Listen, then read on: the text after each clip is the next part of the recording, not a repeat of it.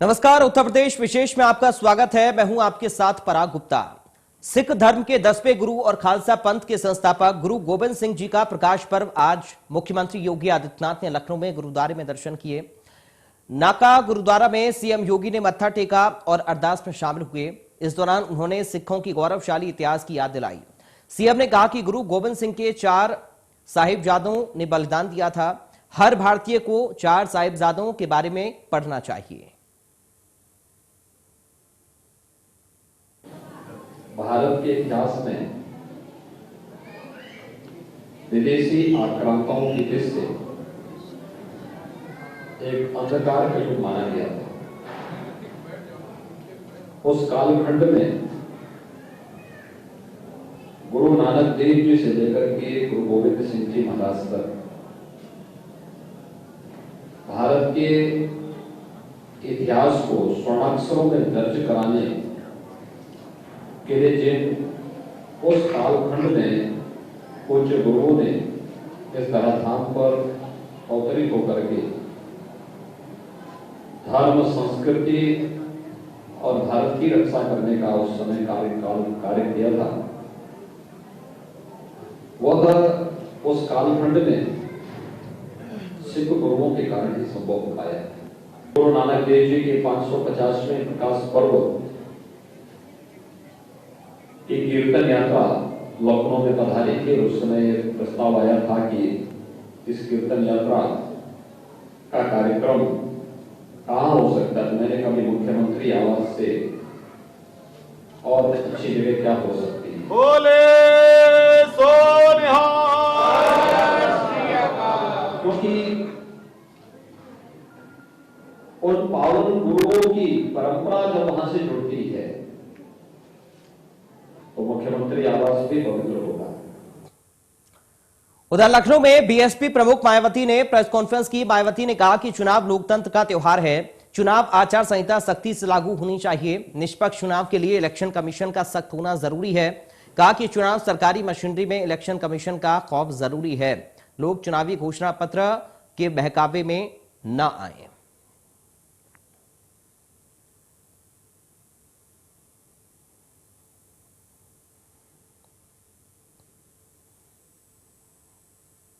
मुख्य चुनाव आयोग से ये कहना चाहूँगी कि यूपी, उत्तराखंड व पंजाब आदि इन राज्यों की जनता में स्वतंत्र, निष्पक्ष व शांतिपूर्ण ढंग से चुनाव कराने के प्रति विश्वास को कायम करने के लिए यह बहुत ज़रूरी है कि चुनाव आयोग यहाँ अपनी आदर्श चुनाव आचार संहिता को पूरी सख्ती से लागू कराने के लिए ठोस कार्रवाई अवश्य करे। बल्कि पिछले कुछ चुनावों में कोरोना के अति प्रकोप में भी जिस प्रकार से रैलियों व रोड शो आदि के जरिए चुनाव आचार संहिता का खुला उल्लंघन किया गया है, तो उससे भी पूरा देश काफ़ी हैरत में रह गया है। साथ ही पिछले कुछ वर्षों से चुनावों को विशेषकर धार्मिक रंग देकर जिस प्रकार से संकीर्ण स्वार्थ की राजनीति की जा रही है, तो उस पर भी चुनाव आयोग को काफ़ी सख्त कदम उठाने की खास ज़रूरत है। पुलिस व प्रशासनिक अधिकारियों का निष्पक्षता के साथ बिना भेदभाव के कानून के मुताबिक काम कराने को सुनिश्चित करने के लिए भी ये ज़रूरी है कि सरकारी मशीनरी में चुनाव आयोग का कानूनी खौफ ज़रूर कायम रहे, तभी यहाँ चुनाव सही से संपन्न हो पाएंगे। लेकिन इसके साथ साथ यहाँ मैं अपनी पार्टी के बारे में इस संबंध में ये भी कहना चाहूँगी कि इस चुनाव में मुख्य चुनाव आयोग ने जो भी चुनाव आचार संहिता लागू की है, तो उसका हमारी पार्टी पूरी ईमानदारी से पालन करेगी। अब बात वाराणसी की, जहां पर काशी के दौरे पर आई उमा भारती का बयान सामने आया। जनता भयमुक्त माहौल चाहती है, ये उमा भारती ने कहा। साथ ही उन्होंने कहा कि फिर से योगी की सरकार बनेगी। उमा भारती ने विपक्ष पर जमकर निशाना साधा। उन्होंने कहा कि कुछ लोग सपने देखकर ही खुश हो रहे हैं। पीएम की सुरक्षा में हुई चूक की घटना हैरान करने वाली है। एआईएमआईएम चीफ असदुद्दीन ओवैसी पर भी उमा भारती ने बयान दिया और कहा कि बीजेपी पूरी तरह से सक्षम है जवाब देने में। हर वर्ग का ध्यान दिया है यूपी सरकार ने। भारतीय जनता पार्टी का कार्यकर्ता सेना के सिपाही की तरह होता है।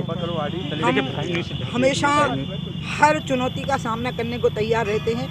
तो हम लोग पूरे प्रदेश के पार्टी के कार्यकर्ता इस चुनौती का सामना करने के लिए पहले से ही तैयार हैं। अब बात तो यह है कि लोगों के सपनों में क्या आया है।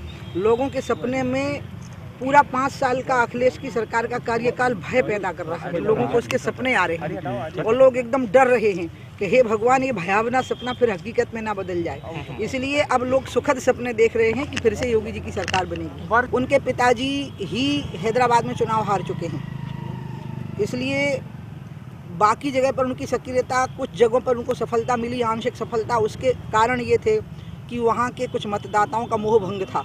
लेकिन उत्तर प्रदेश में साफ है, स्पष्ट है बिल्कुल कि लोग यहाँ पर फिर से भारतीय जनता पार्टी की सरकार देखना चाहते हैं। जो कुछ भी पंजाब में घटा है वो बेहद शर्मनाक है।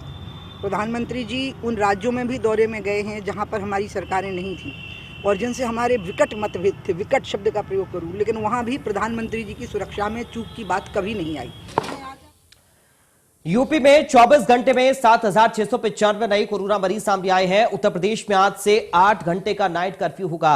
10 बजे से रात को सुबह और 6 बजे रात को 10 बजे से सुबह 6 बजे तक ये कर्फ्यू रहेगा। दरअसल यूपी में कोरोना मरीजों का आंकड़ा 25,974 तक पहुंच गया है। नोएडा में 1,149, लखनऊ में 1,115 नए मामले दर्ज किए गए हैं। गाजियाबाद में 922, मेरठ में 715 नए कोरोना के केस मिले हैं। यूपी में 24 घंटे में कोरोना से 4 मरीजों की मौत हुई है।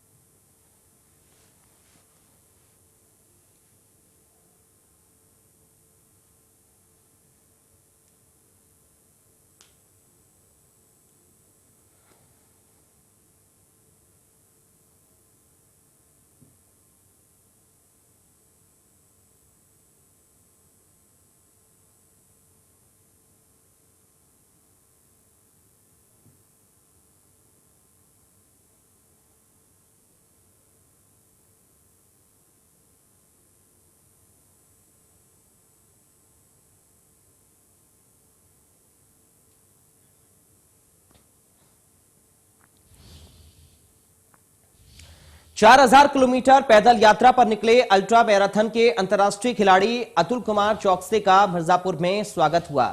गंगा को निर्मल और अविरल रखने की प्रेरणा देने पैदल यात्रा पर निकले। यात्रा का उद्देश्य गंगा नदी को प्रदूषण मुक्त और जीवन को टेंशन फ्री होकर जीने का संदेश लोगों को देना है। मतलब यूट्यूब में सर्च करेंगे तो ये सारी जर्नी के वीडियो आएंगे। तो उसमें मैंने बताया हूँ कि कैसे रेगिस्तानों में जिंदा जर्नी में भी मुझे जंगली जानवर मिले। मैं जिन जंगलों से आ रहा हूँ वहाँ पे लेपर्ड्स वगैरह ये सब चीजें। उधर एटा में मृतक संदीप गुप्ता के शांति पाठ में पहुंचे साक्षी महाराज। 27 दिसंबर को अलीगढ़ में संदीप की गोली मारकर हत्या हुई थी। अलीगंज निवास पर परिजनों ने शांति पाठ कराया। विधायक वीरेंद्र लोधी के साथ सैकड़ों लोग भी इस दौरान मौजूद रहे। कोविड-19 की गाइडलाइन का पालन किया गया। जन्म प्राप्त हुआ है, एक दिन मृत्यु भी प्राप्त हुआ।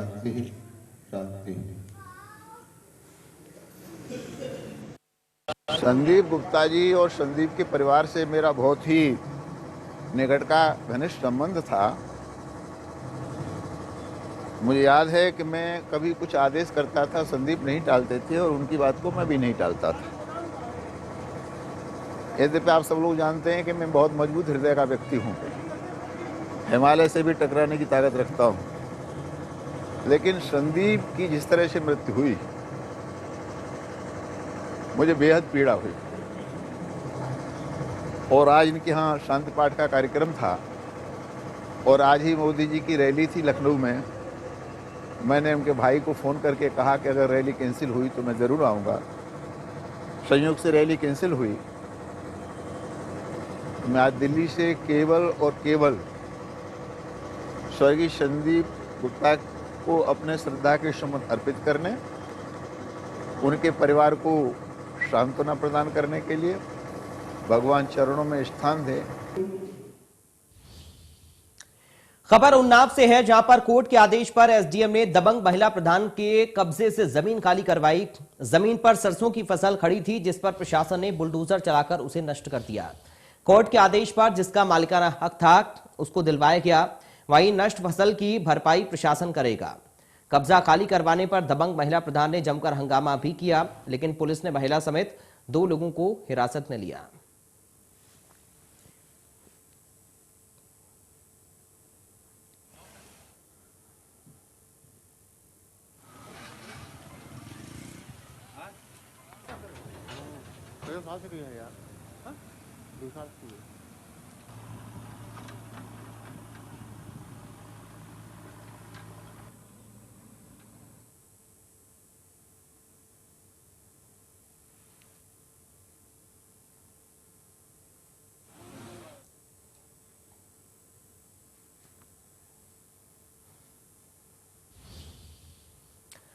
चुनाव आयोग द्वारा विधानसभा की तारीखों की घोषणा हो चुकी है, जिसको लेकर मतदाता काफी उत्साहित हैं। मतदाताओं में चुनाव आयोग के फैसले पर क्या कुछ प्रतिक्रिया है, सुनिए।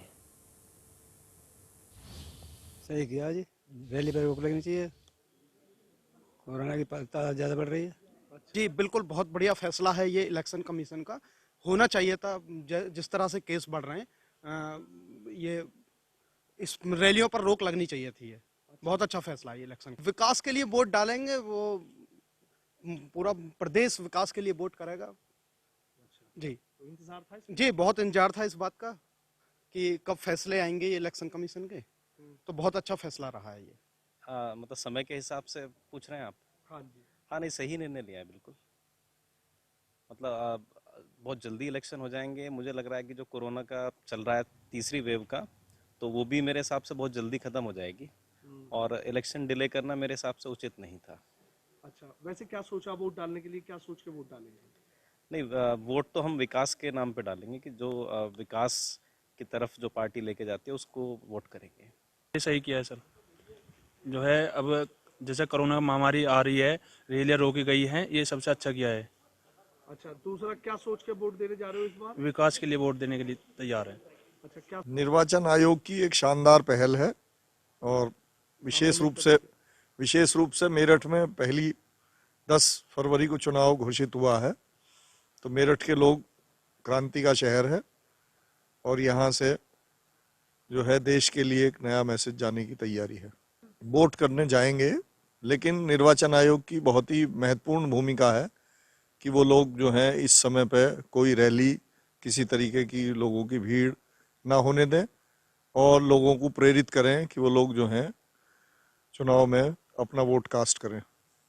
देखिए, यदि पुराने अनुभव की बात करें जो पश्चिम बंगाल में हुआ या जो पंचायत चुनाव में हुआ, और बहुत बड़ी हानि हुई उससे, इस प्रकार इस बार भी हम देख रहे हैं कि जिस प्रकार से कोरोना के और ओमिक्रॉन के केस बढ़ रहे हैं, तो मेरा मानना तो यह है कि ऐसे में चुनाव कराने की स्थिति नहीं है। मतलब उसको चुनाव आयोग को वेट करना चाहिए इस चीज़ को लेकर, और जब स्थिति सामान्य हो तभी ये इलेक्शन कराने चाहिए। देखिए, बदलाव तो ऐसा कोई खास नहीं लग रहा। हाँ, समाजवादी पार्टी और जो रालोद गठबंधन है और भारतीय जनता पार्टी है, दोनों में अच्छी टक्कर रहेगी, लेकिन अभी भी पलड़ा भारतीय जनता पार्टी का मुझे भारी दिखाई दे रहा है। सही किया जी। चुनाव की तारीखों के ऐलान के साथ ही निर्वाचन संबंधी गतिविधियों में तेजी आ गई है। कानपुर की 10 विधानसभा सीटों के लिए निर्वाचन संबंधी जानकारी पर डीएम कानपुर ने ब्रीफिंग कर जानकारी दी। डीएम विशाखा के मुताबिक इस बार 3702 पोलिंग स्टेशन बनाए गए हैं, साथ ही 78,905 नए मतदाता जुड़े हैं। सभी 10 विधानसभा के लिए कुल 34,89,575 मतदाता हैं।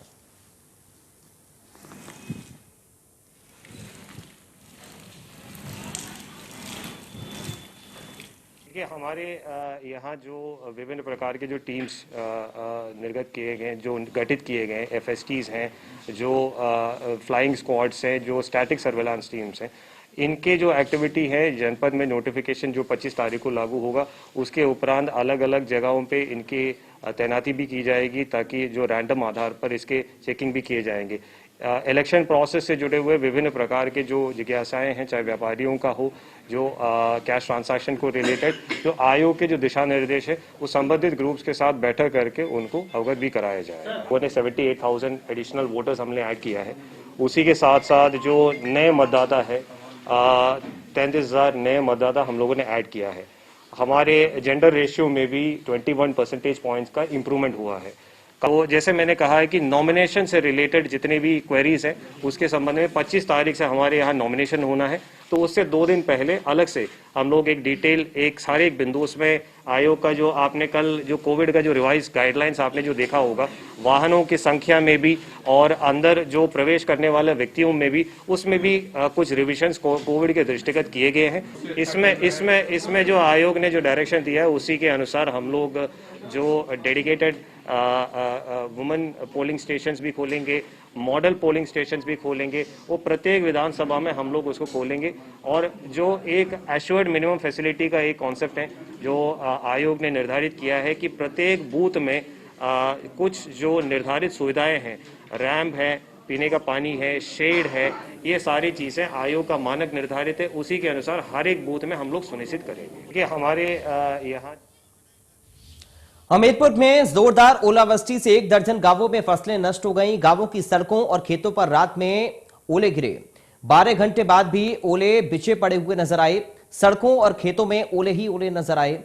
बुंदेलखंड के किसानों का लाखों का नुकसान इसमें हुआ है। 3 दिन से लगातार हो रही बारिश और भी जारी रह सकती है।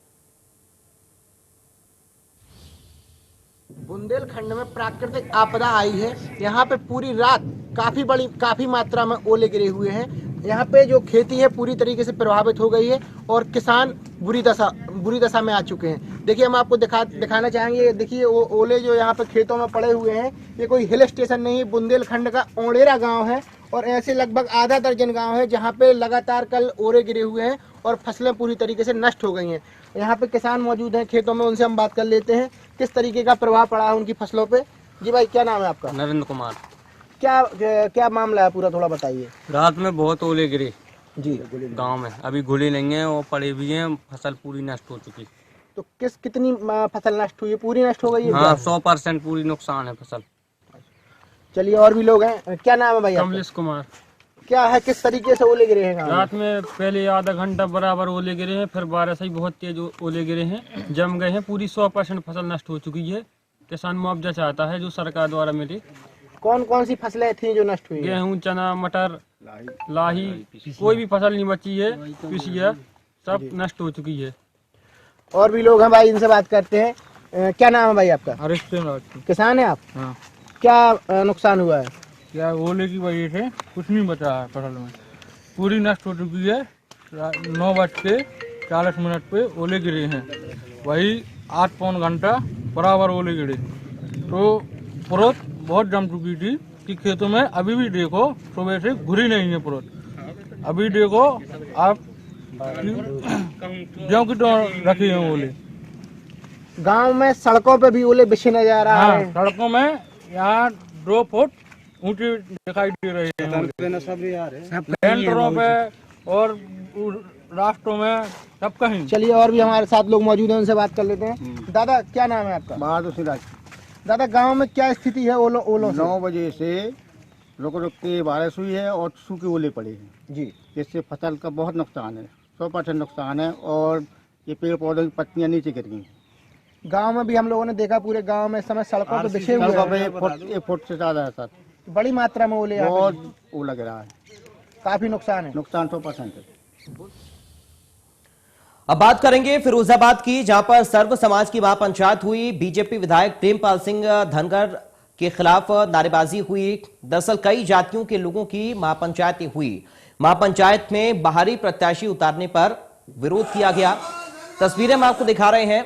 देखिए, महापंचायत में बड़ी संख्या में लोग शामिल हुए। सर्व समाज की महापंचायत हुई, कई जातियों के लोगों की महापंचायत हुई है। बाहरी प्रत्याशी के उतारने का विरोध इस महापंचायत में किया गया है।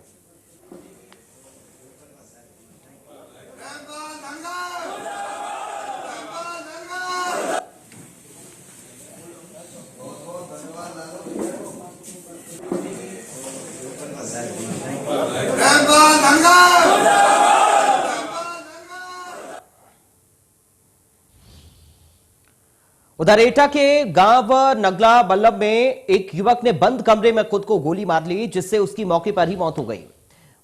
वहीं पर मौजूद मृतक के भाई ने बताया कि इसने अंदर से कमरा बंद कर बंदूक से खुद को गोली मार ली।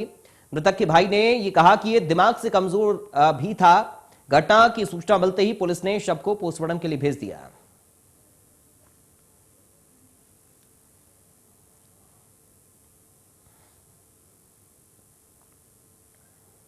कौन है मृतक? कौन है? भाई भाई है। तू कैसे गोली मारी है? क्या हुआ? कछु ना, अपने आप गोली मार ली, किवाड़ बंद करके। अच्छा, किवाड़ बंद करके गोली मारी है? हाँ, किवाड़ बंद करके। अच्छा, ठीक है। और दिमाग पे कछु बहुत ही कमजोर। अच्छा, अब खबर अलीगढ़ से है, जहां पर थाना बन्ना देवी इलाके के प्रतिभा कॉलोनी में हथियारबंद बदमाशों ने एक परिवार को घर में बंधक बनाकर उत्पात मचाया। बदमाशों ने बच्चों और महिलाओं को भी बंधक बनाए रखा। इस घटना में 6 लाख से अधिक की नकदी समेत सोने के आभूषण बदमाश लूटकर फरार हो गए। वहीं परिवार के मुताबिक करीब 15 लाख से अधिक की लूट हुई है। हालांकि फिलहाल पुलिस पूरे मामले की जांच की बात कर रही है। पुलिस के मुताबिक शिकायतकर्ता महिला का उसके पति से भी विवाद चल रहा है, जिसका मुकदमा दर्ज है।